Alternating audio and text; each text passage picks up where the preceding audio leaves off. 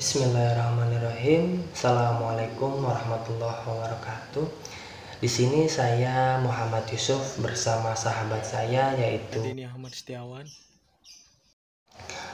akan menjelaskan contoh aktual dari kasus yang diselesaikan melalui arbitrase, yaitu Rafat Ali Rizvi melawan Republik Indonesia, mulai dari kronologis, proses, sampai kepada putusan yang diberikan kepada kedua belah pihak. Berikut kronologisnya. Pada tanggal 5 April 2011 telah terjadi gugatan terhadap Republik Indonesia di ICSID atau center yang diajukan oleh Rafat Ali Rizvi sebagai investor asing yang berkewarganegaraan Inggris. Pada tanggal 6 April 2011, center berdasarkan pasal 4 dan pasal 5 Institution Rules mengirimkan salinan gugatan tersebut pada Indonesia sebagai negara penerima investor atau host state. Sengketa yang diajukan oleh Rafat didasarkan pada pelanggaran Agreement between the Government of the United Kingdom of Great Britain and Northern Ireland and the Government of Republic of Indonesia for the promotion and protection investment. Rafat telah melakukan investasi di perusahaan Bahamas yang bernama Cinkara Capital Limited atau Cinkara yang berkedudukan di Indonesia. Perusahaan ini akhirnya berganti nama menjadi Gulf Asia Holdings Limited bersama-sama dengan Mr. Hesham Al-Warok, dan Rafat berstatus CEO owner dari Cinkara. Selanjutnya, Rafat melakukan pengalihan kepemilikan. Pada awal tahun 2000, Cinkara mulai menanamkan sahamnya pada 3 bank, yaitu Bank Piko dengan pembagian saham 65%. Yang kedua, PT Danpak, yaitu dengan pembagian saham 55%. Yang terakhir, PT Bank CIC dengan pembagian saham 19,8%. Pembagian saham tersebut dilakukan sebelum diadakan merger antar bank-bank tersebut. Akhirnya, pada akhir tahun 2004, ketiga bank tersebut melakukan merger dan membentuk PT Bank Senturi. Penggugat mengajukan gugatannya karena ia merasa dirugikan oleh kebijakan pemerintah Indonesia yang mengucurkan bailout atau dana talangan Bank Senturi sebesar 6,7 triliun rupiah. Kebijakan ini mengakibatkan kerugian bagi penggugat sebagai penanam saham. Selain itu, menurut Rafat, investasi yang dilakukannya tersebut merupakan jenis investasi yang dilindungi oleh Undang-Undang Nomor 1 Tahun 1967 tentang penanaman modal asing. Akan tetapi, pernyataan berlawanan datang dari pemerintah Indonesia bahwa investasi yang dilakukan oleh Rafat bukan merupakan jenis investasi yang dijamin dalam Undang-Undang Penanaman Modal Asing. Berdasarkan pasal 36 ayat 3 Konvensi Washington dan berdasarkan pasal 6 ayat 1 huruf A dan pasal 7 huruf A, center bersengketa yang diajukan telah didaftarkan oleh Sekretaris Jenderal dengan nomor register nomor ARB-11-13. Selanjutnya, Sekjen mengundang para pihak untuk menentukan para arbiter dalam sengketa tersebut. Pada tanggal 7 Juni 2011, Indonesia menyatakan bahwa tribunal akan dijalankan dengan menggunakan 3 arbitrator berdasarkan pasal 37 ayat 2 huruf B Konvensi Washington. Dengan setiap pihak menunjukkan 1 arbiter dan terdapat ketua arbiter yang ditunjuk oleh kedua belah pihak berdasarkan perjanjian. Pada tanggal 2 Agustus 2011, Rafat sebagai penggugat menunjuk Hakim Joan Dogne dari Amerika Serikat dan menyarankan ditunjuk sebagai ketua. Kemudian pada tanggal 3 Agustus 2011, Indonesia sebagai tergugat menunjuk Profesor Sornajah dari Australia. Selanjutnya pada tanggal 20 September 2011, tergugat menginformasikan center bahwa para pihak telah sepakat. Penggugat menyatakan persetujuan sehari sesudahnya, menunjuk Dr. Gavan Griff dari Australia sebagai ketua tribunal. Berdasarkan pasal 6 ICSID, pengadilan harus mempertimbangkan penunjukan tersebut terlebih dahulu.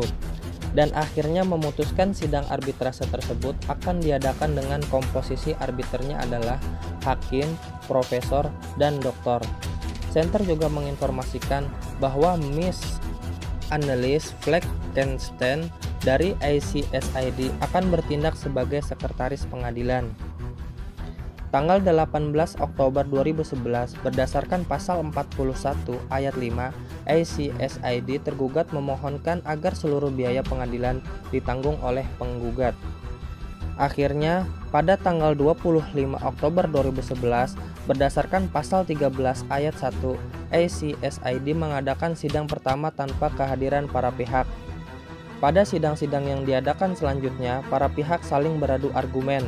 Dalam proses persidangan tersebut, tergugat menyatakan bahwa ICSID tidak berwenang mengadili sengketa para pihak tersebut. Proses penyelesaian sengketa.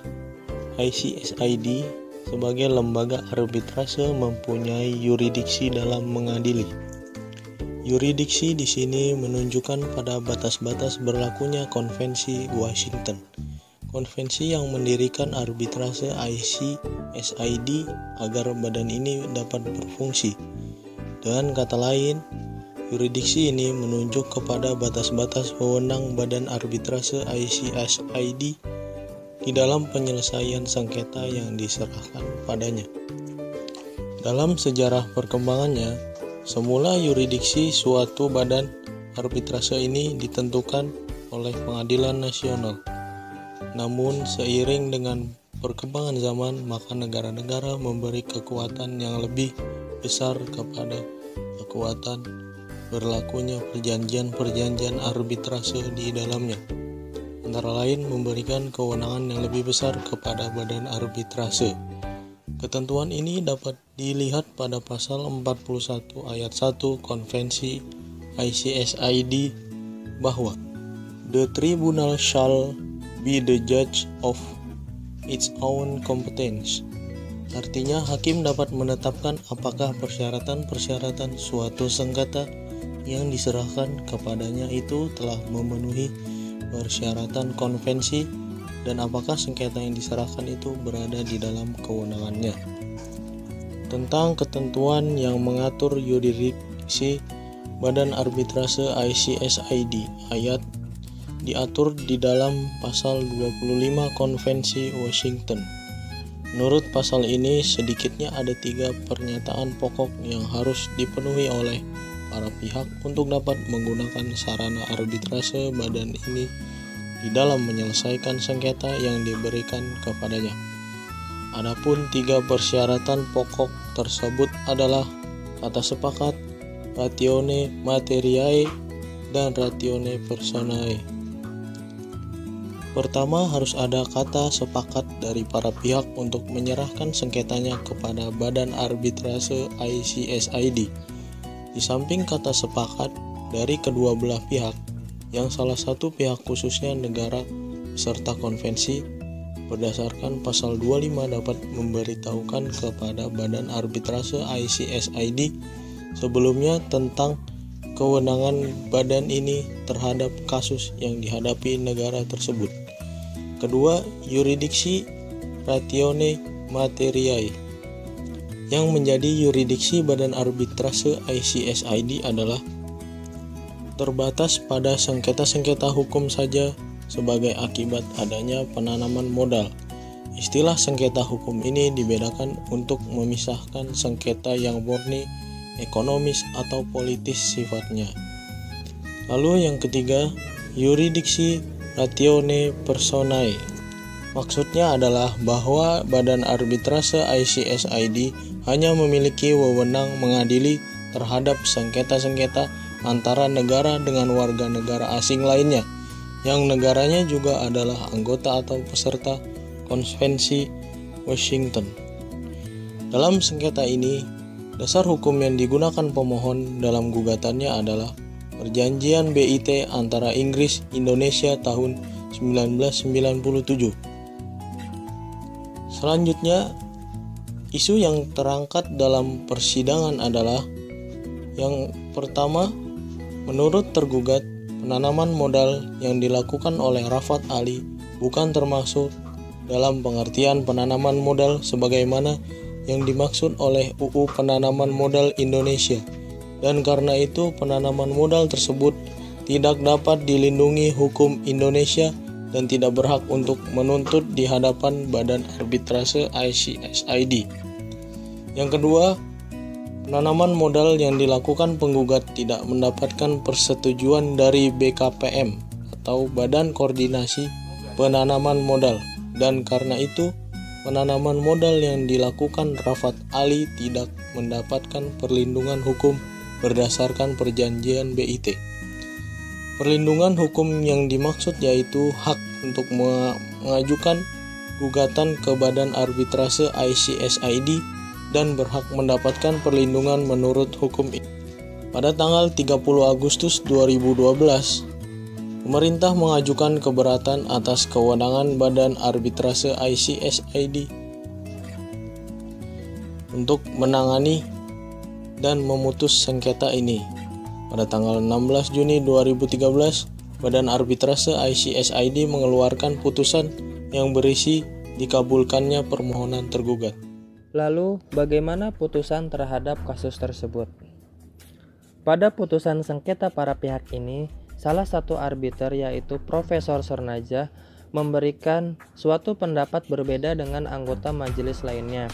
Perbedaan yang dimaksud Profesor Sornajah setuju dengan putusan, namun beliau memiliki pertimbangan hukum yang berbeda. Yang pertama, terhadap masalah ini, Profesor Sornajah mengemukakan bahwa BI tidak memiliki prosedur khusus untuk memberi persetujuan atau mengabulkan penanaman modal. Yang kedua, terhadap masalah ini, Profesor Sornajah juga berpendapat bahwa investasi yang dilakukan penggugat melalui perusahaan Cingkara adalah penanaman modal tidak langsung. Karena itu, ia tidak berhak untuk mendapatkan perlindungan berdasarkan perjanjian BIT. Terhadap putusan yang mengabulkan permohonan tergugat, Rafat Ali mengajukan permohonan pembatalan putusan. Berdasarkan putusan dari ICSID, maka penyelesaian sengketa kasus investasi tersebut dapat disimpulkan dalam dua hal, yaitu yang pertama, putusan ini menegaskan kembali bahwa penanaman modal yang mendapat perlindungan hukum di Indonesia adalah penanaman modal yang secara langsung dilakukan dalam menjalankan kegiatan usaha penanaman modal. Penanaman modal tidak termasuk penanaman modal yang dilakukan secara tidak langsung atau portfolio investment. Yang kedua, sengketa ini juga menegaskan bahwa penanaman modal yang berhak mendapat perlindungan hukum di Indonesia bukan saja portfolio, tetapi juga harus mendapatkan satu persyaratan penting lainnya. Persyaratan izin atau persetujuan dari BKPM atau Badan Koordinasi Penanaman Modal merupakan syarat mutlak agar suatu penanaman modal mendapat perlindungan hukum.